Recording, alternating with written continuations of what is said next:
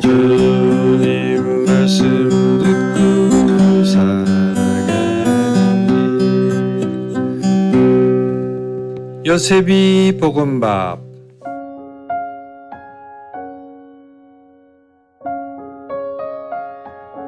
찬미 예수님, 요한이 전한 거룩한 복음 4장 43절에서 54절까지의 말씀입니다. 그때 예수님께서는 사마리아를 떠나 갈릴레아로 가셨다. 예수님께서는 친히 예언자는 자기 고향에서 존경을 받지 못한다고 증언하신 적이 있다. 예수님께서 갈릴레아에 가시자 갈릴레아 사람들이 그분을 맞아들였다. 그들도 축제를 지내러 예루살렘에 갔다가 예수님께서 축제 때 그곳에서 하신 모든 일을 보았기 때문이다. 예수님께서는 물을 포도주로 만드신 적이 있는 갈릴레아 카나로 다시 가셨다. 거기에 왕실 관리가 한 사람이 있었는데 그의 아들이 카파르나움에서 알아누워 있었다.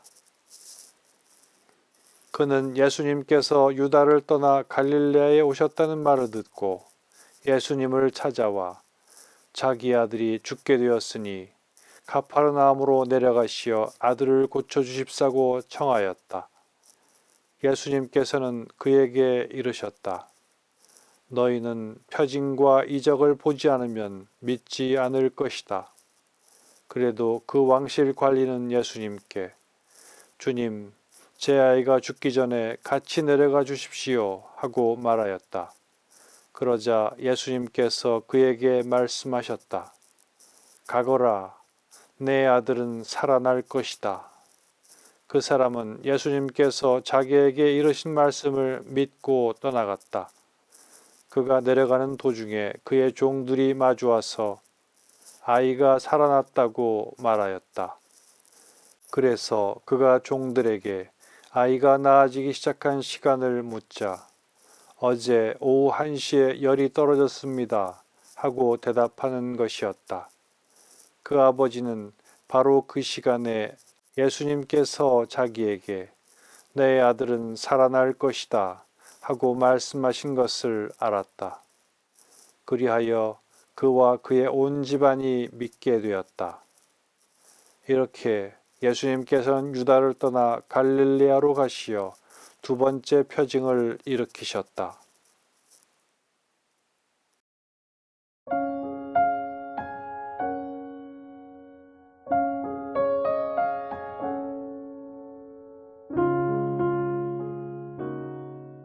하느님의 표징과 기적을 체험해 보았습니까?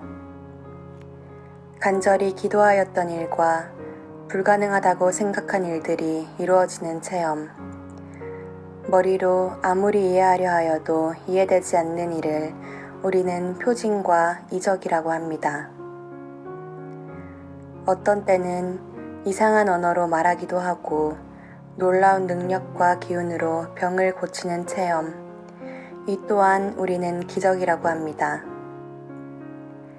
얼마나 많은 사람이 이런 표징과 기적을 체험하면서 살아갈까요? 아니면 우리가 신앙을 가졌다는 이유로 이런 기적이 일어나기를 바라며 살아가고 있지는 않은지요? 그렇다면 실망과 좌절 속에서 신앙생활을 하고 있을지도 모르겠습니다.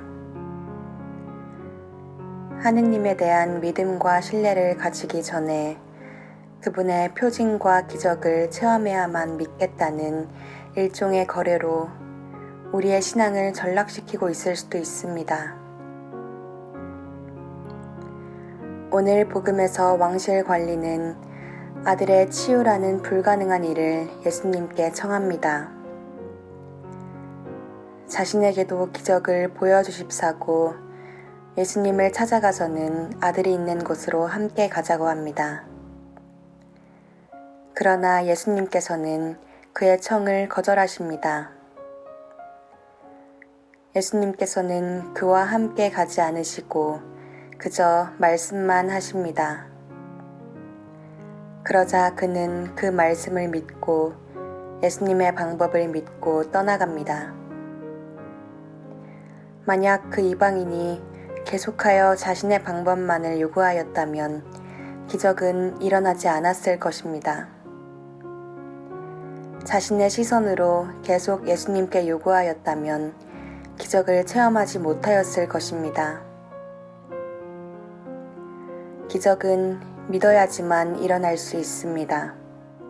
아니, 기적은 우리의 삶에서 이미 일어났지만 우리의 시선과 방법 때문에 그 기적을 알아차리지 못하고 있는 것일 뿐입니다. 예수님의 믿음으로 하루를 바라본다면 일상의 모든 것이 하느님의 손길이고 섭리며 기적입니다. 예수님께서는 우리가 만나는 사람들을 통하여 이야기하시고 놀라운 자연의 아름다움을 통하여 당신의 사랑을 보여주십니다. 잊고 있었던 추억을 떠올리며 더 사랑하라고 기적을 일으켜 주십니다. 주위를 둘러보십시오. 주님께서 다 마련해 주셨습니다. 야훼 이레